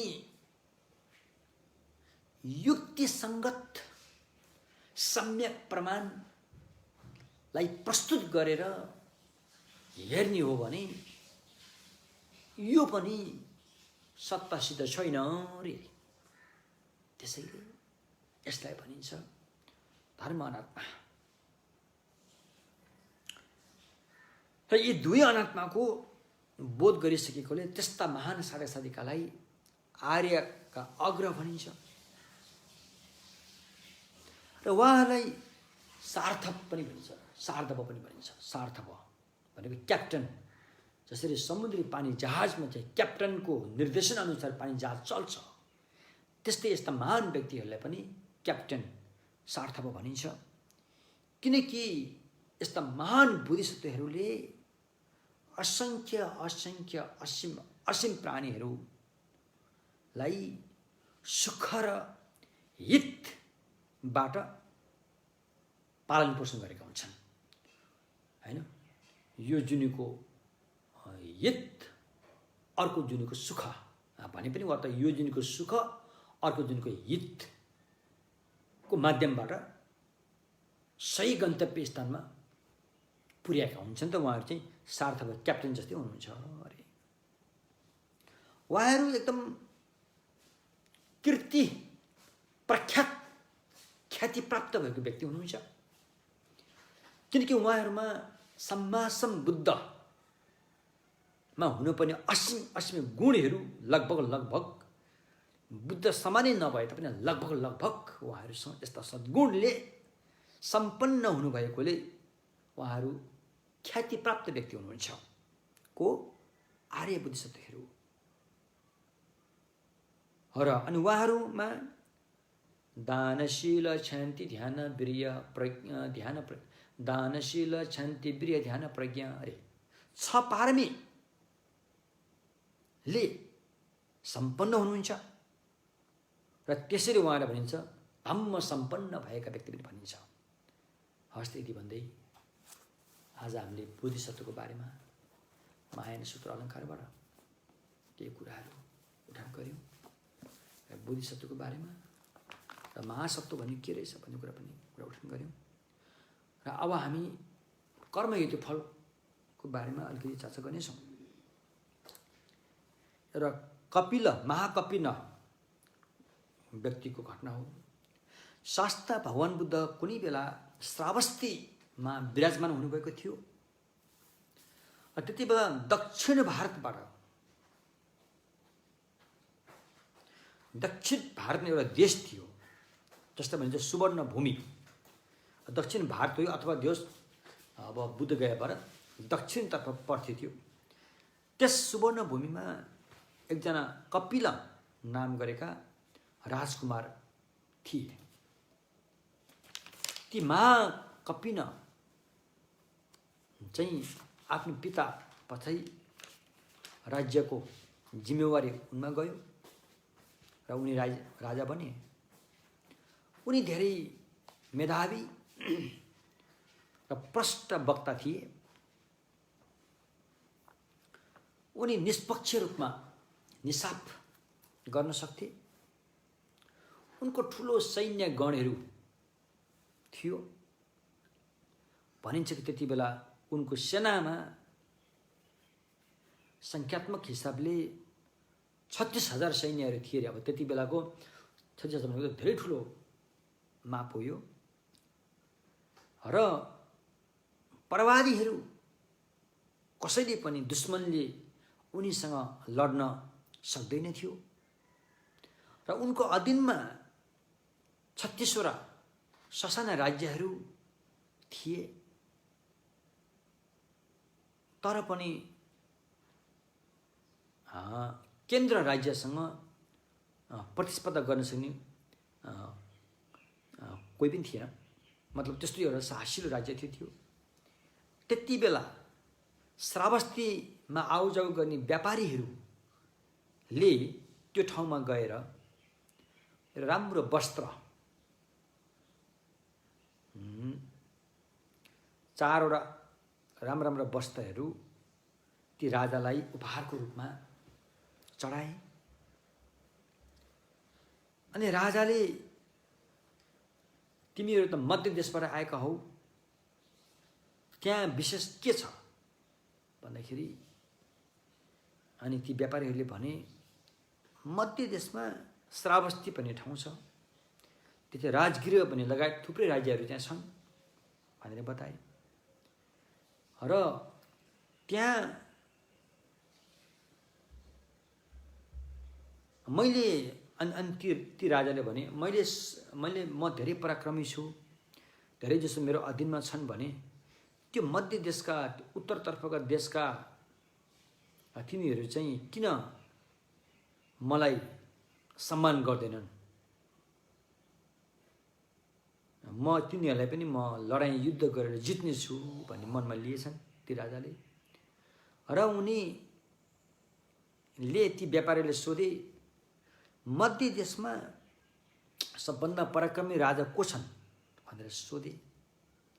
सोद्धाखेरि श्रावस्तीका महाराजा छन् भनेर ती व्यापारीहरूले जवाफ दिए। त्यो भन्दाखेरि अनि ती कपिन राजाले तुरुन्तै श्रावस्तीका महाराज प्रसेनजितलाई दूत पठाए।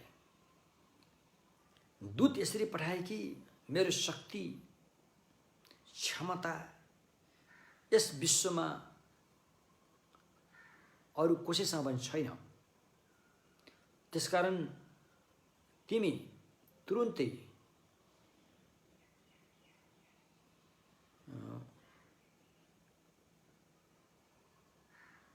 त्यहाँबाट तिमीले किन मबाट दूतहरू पठाएनौ? अबको 7 दिनभित्र मैले दूत पठाएको छु, मसँग तिमी भेट्न आउनै पर्छ। यदि आएनौ भने म तिम्रो देशमा युद्ध गर्छु, लडाईँ गर्छु भनेर यस्तो खबर पठाए। र त्यो दूतले कपिन राजाको समाचार लिएर श्रावस्तीमा गए र सो समाचार श्रावस्तीका राजा प्रसेनजितलाई अवगत गराए। प्रसेनजित खुब डराए। उनले सुनेका थिए कि ती राजा एकदमै कडा छन् भन्ने सुनेका थिए। एकदमै डराएर त्रसित भएर जहाँ भगवान बुद्ध विराजमान भएको थियो त्यहाँ गएर भगवान बुद्धसँग विनती गरे। यो दूत चाहिँ त्यो राजाले पठाएको दूत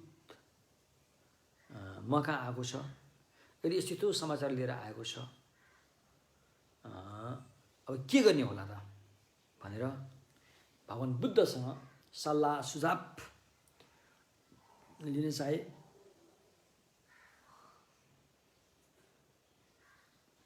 र अनि भगवान बुद्धको सल्लाह सुझाव अनुसार त्यो दूतलाई राजा प्रसेनजितले यस्तो समाचार पठाए कि मध्य देशको राजा ठुलो म होइन, म भन्दा पनि अर्का ठुला राजा यहाँ छन् भनेर समाचार पठाए। म भन्दा पनि अर्का ठुला राजा छन्, ती राजा चाहिँ माया रूपी जादुवाला, जादु गर्ने राजा छन्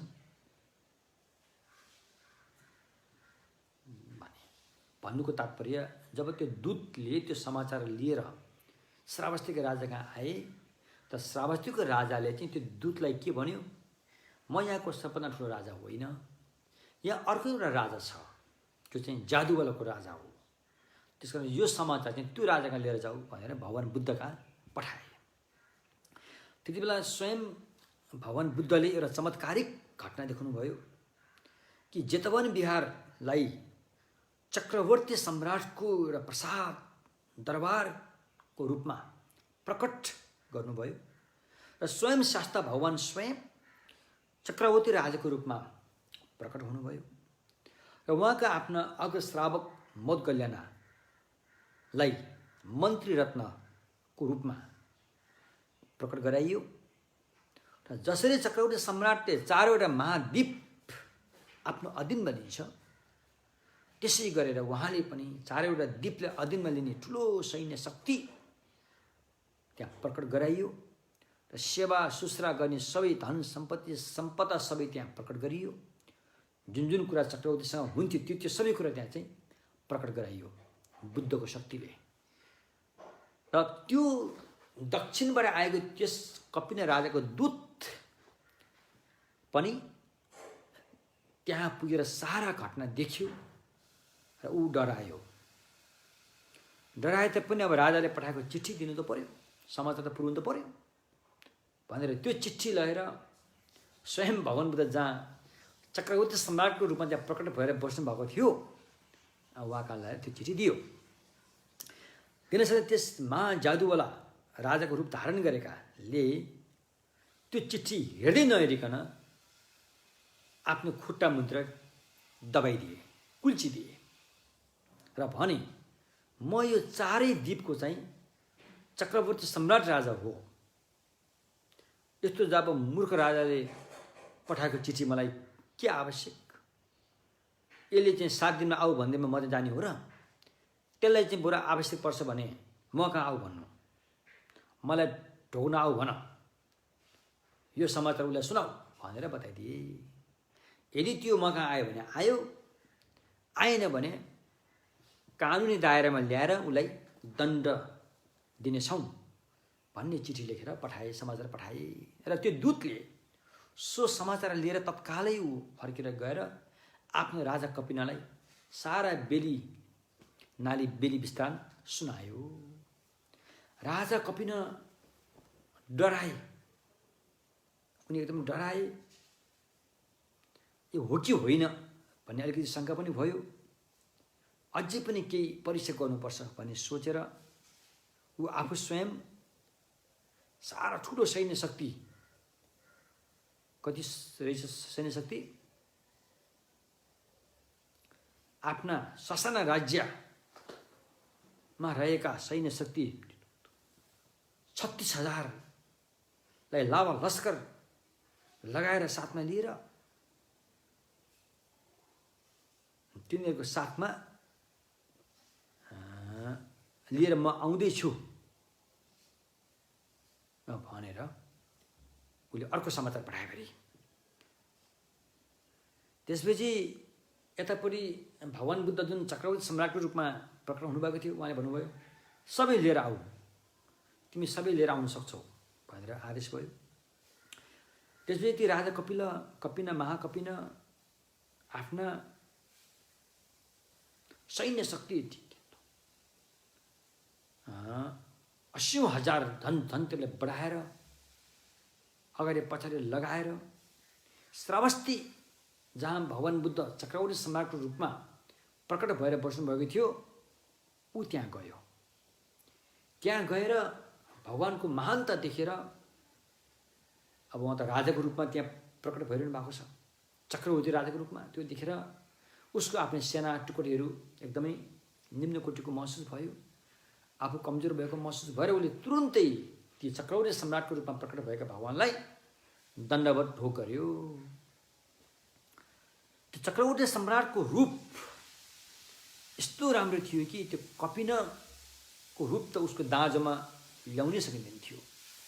उसको शारीरिक बल, उसको चाहिँ आमात्य मन्त्री रत्नहरू आदि आदि हैन। अनि त्यसपछि चक्रवर्ती सम्राटले ल आफ्नो मन्त्री रत्नलाई आदेश दिए कि यो सुनौलो धनुष के अरे यो यो यो धनुष बाण यी दक्षिणबाट आएका राजालाई देऊ भनेर आज्ञा भयो। र जब उनले मन्त्रीले त्यो धनुष बाण लिएर दक्षिणबाट आएका राजालाई दिनको लागि दिए दक्षिणबाट आएका राजाले, त्यो कपिन भन्ने राजाले त्यो धनुष हान्नु त परै जस्तो उठाउन पनि सकेनन्, उचाल्न पनि सकेनन्। जब ती दक्षिणबाट आएका कपिन राजाले त्यस धनुषलाई उठाउन सकेनन् तब चक्रवर्ती सम्राटको रूपमा प्रकट भएका त्यस भगवान बुद्ध स्वयंले त्यो धनुष उठाएर धनुको काँड त्यो के तान्दाखेरि त्यो तानेको आवाजले त्रिसहस्र महासहस्र लोकधातु नै कम्पन भयो। बौद्ध धर्ममा त्रिसहस्र विश्वलाई त्रिसहस्र महासहस्र लोकमा बाँडिएको छ। यो त्रिसहस्र महासहस्र भोट पासमा तोङसुङ्के तोङछिम्पो जिक्टिङके खाम त्रिसहस्र महासहस्र लोक धातुको मापदण्ड कति होला सबै कुरा मैले अहिले यहाँ भन्न सक्दिनँ। र छोटो बुझ्नको लागि चाहिँ त्रिसहस्र महासहस्र लोक धातुमा अहिले हाम्रो चाहिँ पृथ्वी त 100 करोड हुन्छ अरे। यस्तो घाम जुन पनि 100 करोड 100 करोड यसो गरेको हिसाबले त्रिसहस्र महासहस्र लोक धातु विश्व नै कम्पन भयो त्यो धनुषको जुन त्यो तान कस्दाखेरि। जब तान कसेर चक्रवर्ती सम्राटको रूपमा प्रकट भएका भगवान बुद्धले त्यो धनुषबाट बाण प्रहार गर्नुभयो, त्यो बाणको टुप्पोबाट असंख्य ज्योतिहरू उत्पन्न भए। त्यो हरेक ज्योतिको टुप्पोमा एउटा एउटा कमलको फुलहरू देखा परे। त्यो कमलको फुलको पत्ता पनि रथको पाङ्ग्रा जत्रै ठुला ठुला पत्ताहरू थिए। त्यो हरेक पत्तामा एक एकवटा चक्रवर्ती सम्राटहरू बसेका देखियो। त्यहाँबाट पनि अनेक किसिमको ज्योतिहरू किरणहरू उदाएको देखियो। त्यो किरणहरूले जहाँ जहाँ छुन्छन्, ज्योतिले जहाँ जहाँ छुन्छ त्यहाँ 5 मार्ग अथवा भव संसारमा फँसेका प्राणीहरूको दुःखबाट मुक्त हुने, सुखले सम्पन्न हुने र फल लाभ गर्ने जस्ता रीति प्रत्याहार चमत्कार त्यहाँ देखियो। त्यसपछि ती दक्षिणबाट आएका राजा र उनका सैन्य शक्तिको अभिमान टुट्यो, घमण्ड टुट्यो र श्रद्धा, एक किसिमको श्रद्धा सम्मान मनमा उत्पन्न भयो। र स्वयं भगवानले चक्रवर्तीको जुन रीतिसिद्धि देख्नु भएको थियो त्यो रीतिसिद्धि चमत्कारलाई समेटेर स्वयं भगवान बुद्ध आफ्नै रूपमा बुद्धको रूपमा त्यहाँ प्रकट हुनुभयो। सारा सङ्घ गणहरूको रूपमा त्यहाँ देखियो। अनि स्वयं बुद्धले आफ्नो दर्शन दिनुभयो ती राजालाई। र ती राजालाई सद्धम्म देशना गरेर ती कपिन भन्ने राजाले सच्चाइको दर्शन पाए र श्रोतापन्न फलमा आबद्ध भए। जब ती कपिन राजा श्रोतापन्न फलमा आबद्ध भएपछि भगवानले यता आऊ भन्ने विधिलाई अपनाएर भिक्षु बनाइदिनु भयो। उनीले भिक्षु भएर पूर्ण उपसम्पदा भनेको पुरा भिक्षुको शील ग्रहण गरेर मेहनत गरे, अभ्यासमा मेहनत गरे र लामो समय नबिते उनीले अरहत फल लाभ गरे। त्यो घटना देखेर भगवानका आफ्ना सेवक आनन्द भिक्षुले भगवानलाई यिनको पूर्वजन्मको कर्म हेतु फल के थियो र उनले आज यस्तो अवसर प्राप्त गरे भनेर विनती गरे। र भगवानले आज्ञा भयो। उहिले यस लोकमा काश्यप नाम गरेका बुद्धको आगमन हुँदाखेरि काश्यप भगवान परिनिर्वाण भइसकेपछि एकजना गृहस्थीले एउटा स्तूप निर्माण गरे र सङ्घसहितलाई बस्ने आश्रम पनि बनाए र त्यहाँ बस्ने सङ्घहरूलाई आवश्यक पर्ने औषधि उपचार भोजनहरू सबैलाई पनि उनले जुटाए र लामो समय बितिसकेपछि त्यो स्तूप पनि भत्किँदै गयो र ती भिक्षुहरू सङ्घहरूलाई दिनुपर्ने आवश्यकहरू पनि अब बिस्तारै त्यो हटेर गयो। त्यस्तो परिस्थितिमा फेरि त्यहाँ अर्का एकजना गृहपति रहेछन्। अर्का एकजना